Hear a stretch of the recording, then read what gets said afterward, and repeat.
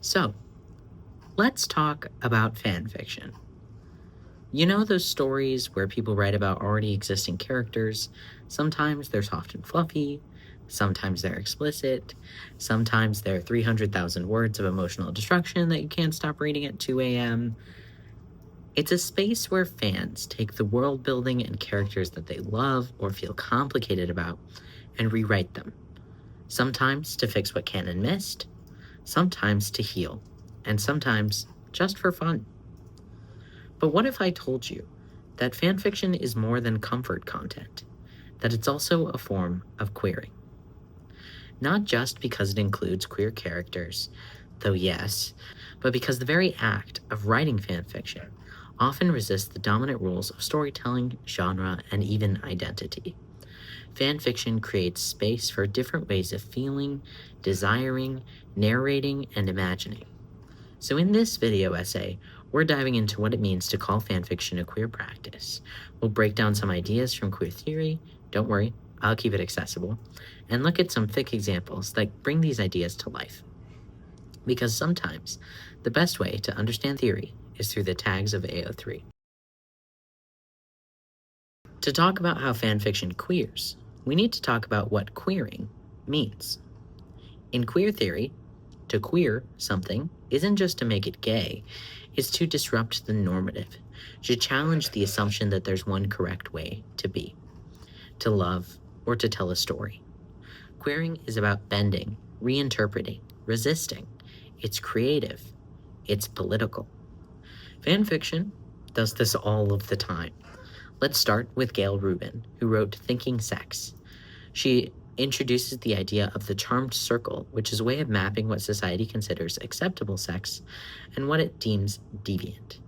On the inside, married, monogamous, heterosexual sex. On the outside, queer sex, casual sex, kink, fantasy. Rubin's point? These lines aren't neutral. They're political. And fanfiction lives joyfully outside of that circle. Fics that explore taboo or kink aren't just doing so for shock value. They're often about reclaiming desire, about saying, this too is real. This too deserves space. Next up is Jose Esteban Munoz, whose idea of disidentification is incredibly useful for understanding fandom. He talks about how queer people interact with media that doesn't represent us, not by rejecting it, and not by fully accepting it, but by twisting it into something usable. That is what fanfiction does. It sees something in a character, maybe vulnerability, maybe rage, maybe potential, and builds onto it, not to fix them, but to tell a truer story. There's also a pleasure in this, a thrill, as Munoz says, in rewriting the meaning of a text. You're not just consuming it, you're claiming it. Now let's bring in Lee Edelman. His book, No Future, argues that society often ties value to production and reproduction, both literal and metaphorical. Happy endings, legacy, family-friendly narratives. Queerness, in his view, disrupts that. It says, what if we don't resolve? What if we sit in chaos or grief or desire without needing a bow on top?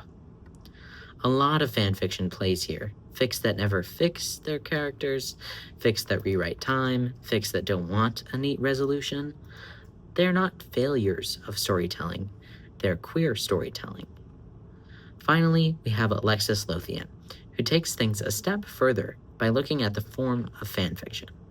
She argues that fanfic's timelines, its erotics, its what-if logic, its community spaces, all of it resists the publishing industry's norms. It creates space for marginalized storytelling that doesn't need to follow a straight line. In short, fanfiction queers through content, structure, and practice. But let's bring these ideas down from theory into tags. To pick the following fics, I didn't want to skew my examples by skimming for fanfiction through my own biases, so I picked the two ships Draco Malfoy / Hermione Granger, or Dramini, and Harry Potter / Severus Snape, or Snary. I filtered these searches by sorted by hits, had them include the relationship indicated, exclude alpha, beta, omega dynamics, which is its own video for another day, Had the word count be 5,000 or more, complete works only, and indicated the language as English. Then I picked the top 3 results from each search. Hits, by the way, are the number of clicks that a link receives on Archive of Our Own. Kudos are the number of likes that a fic receives. Each reader can only kudos a fic once, so sorting by hits is often a more accurate representation of what is more popular, as you can see the return visits. The first fic is Draco Malfoy and the Mortifying Ordeal of Being in Love by Is This Self-Care? This fic follows Draco navigating the chaos of post-war life and falling helplessly, awkwardly in love with Hermione Granger. But instead of a triumphant redemption arc, Draco is petty, insecure, and chronically self-sabotaging. The story is deeply ironic. Draco knows exactly how embarrassing his feelings are, and the narrative leans into that with sharp humor and self-awareness. This queering isn't just about the Draco/Hermione pairing. It's how the fic treats vulnerability. It's how it pokes fun at genre tropes, and how it refuses a tidy emotional arc. Edelman's queer negativity is visible in the way this fic avoids growth for growth's sake. Draco doesn't become a new man, but the fic still treats his mess with care. The story embraces imperfection as a mode of emotional truth. The second fic is Measure of a Man by In a Daze 22. A long-form Hermione fic that unfolds slowly, quietly, and with a great deal of care. The fic doesn't erase the damage of the war or the trauma that Draco has caused and experienced. Instead, it situates healing as a slow, mutual process, not an act of forgiveness, but of trust built in layers. This is where Munoz's concept of disidentification really comes to life. The fic reworks canon by acknowledging its flaws and choosing to stay within its architecture while making it something more survivable. It doesn't glorify the ship, it complicates it. By grounding its romantic arc in trauma and class difference, it queers traditional romance, expectations of clarity, purity, and resolution. The third fic is Remain Nameless by Hey Jude 19. This fic centers on Hermione and Jaco. Jaco?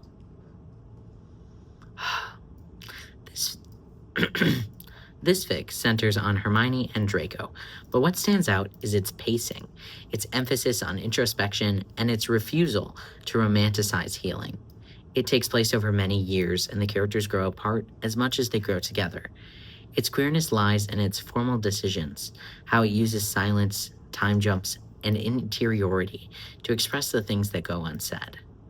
Though not a queer pairing, the narrative form queers romance itself. It resists straight narrative expectations. There's no clear getting together moment, no explosive climax, no fairy tale ending. It's deeply aligned with Lothian's idea of queer form, a story that makes space for slow, non-linear healing. One that trusts readers to sit with uncertainty. Now, in a sharp left turn, the fourth fic is Harry Potter Smut One-Shots by Joey 888 and Orphan Account. This fic is a collection of explicit one-shots that span various pairings and kinks, but what unites them is a bold commitment to erotic honesty. These fics don't apologize for desire. Even when it's messy or morally complicated, they explore fantasy, not as a moral blueprint. Rubin's Charmed Circle becomes especially useful here. These stories refuse the sanitization of sex that often happens in mainstream media, and sometimes even in fanfic. Instead, they embrace the transgressive possibilities of kink, casual sex, and emotional vulnerability. That refusal to apologize is what makes this work queer, not just in content, but in political positioning. The fifth fic is The Games They Play by Debs the Slytherin Snape fan. This Snary fic is intense and controversial. It engages directly with power, coercion, and manipulation between Harry and Snape, leaning into the darkness of their canonical relationship and expanding it into something raw and unresolved. It does not seek comfort, it seeks confrontation. This is Munoz's transgressive thrill in action. This fic does not moralize. It allows readers to explore discomfort without wrapping it in a moral lesson. That makes it an act of queering, especially in the way it plays with power and consent as gray areas rather than binaries. It's not trying to be correct, it's trying to be emotionally honest. Fanfiction 6 is The Syntax of Things by Arisha. This fic is lyrical and fragmentary. It's about longing, emotional intimacy, and the inability to express feelings directly. The structure is deeply non-traditional, quiet, non-linear, and poetic. The syntax itself is part of the storytelling. Here, we see Alexis Lothian's theory of queer temporality and form fully realized. The fic resists plot in favor of rhythm. It queers language itself by refusing clarity and embracing ambiguity. This isn't a story about getting from point A to point B. It's about the experience of being in a feeling. It's not just the story that's queer, it's the way it's told. And last but not least, of course, is Archive of Our Own, or AO3. AO3 isn't a fic, it's the container for fic. But that container is built by and for queer people, and it reflects that in every part of its structure. From tagging systems to anti-censorship stances, AO3 queers publishing itself. It's a platform that doesn't prioritize monetization or market success. It refuses to moderate based on respectability. It doesn't force creators into categories that fit industry norms. In these ways, it's a literal manifestation of Rubin's call for sexual freedom, Munoz's cultural survival through transformation, and Lothian's vision for alternative digital futures. AO3 is queering in infrastructure form. Fanfiction is often dismissed, called indulgent, cringy, or immature. But let's be honest. Fanfiction is doing radical, emotional, intellectual work. It rewrites the stories that hurt us. It offers alternatives. It experiments with time, identity, and form. It lets us be messy. It lets us be honest. It queers not just characters, but entire systems of meaning.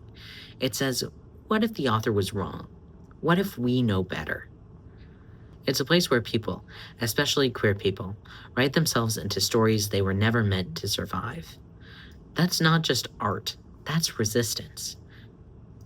Now, thank you for watching.